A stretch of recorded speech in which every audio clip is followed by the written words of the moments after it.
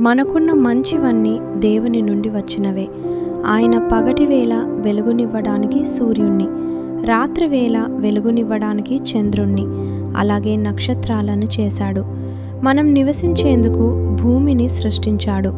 అయితే సూర్యుడు, చంద్రుడు, నక్షత్రాలు, భూమి దేవుడు మొట్టమొదట చేసినవి కావు. ఆయన మొదట ఏమి చేశాడో తెలుసా? మొదట దేవుడు తనలాంటి వ్యక్తులను చేశాడు.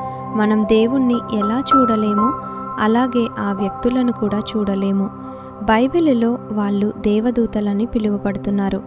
దేవుడు ఆ దేవదూతలను తనతో పాటు పరలోకంలో జీవించడానికి చేశాడు.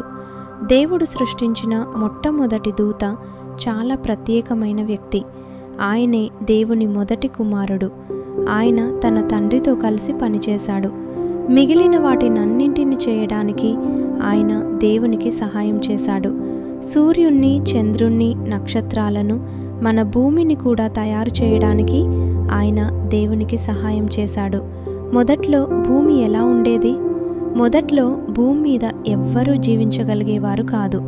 భూమి అంతా ఒక పెద్ద సముద్రంలా నీళ్లతో నిండి ఉండేది. కానీ భూమి మీద ప్రజలు జీవించాలని దేవుడు కోరుకున్నాడు. అందుకే ఆయన భూమి మీద మనకు కావలసిన వాటిని సిద్ధం చేయడం ప్రారంభించాడు.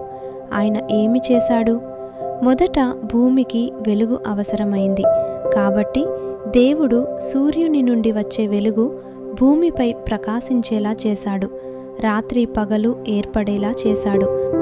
ఆ తర్వాత దేవుడు సముద్ర జలము నుండి భూమిపైకి వచ్చేలా చేశాడు. మొదట్లో భూమిపై ఏమీ ఉండేది కాదు. అది ఇక్కడ మీకు కనిపిస్తున్న చిత్రంలా ఉండేది.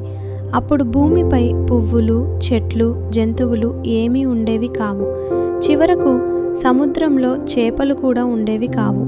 భూమిని జంతువులు, మనుషులు నివసించేందుకు అనుకూలంగా చేయటానికి దేవుడు ఇంకా ఎంతో చేయవలసి ఉండింది.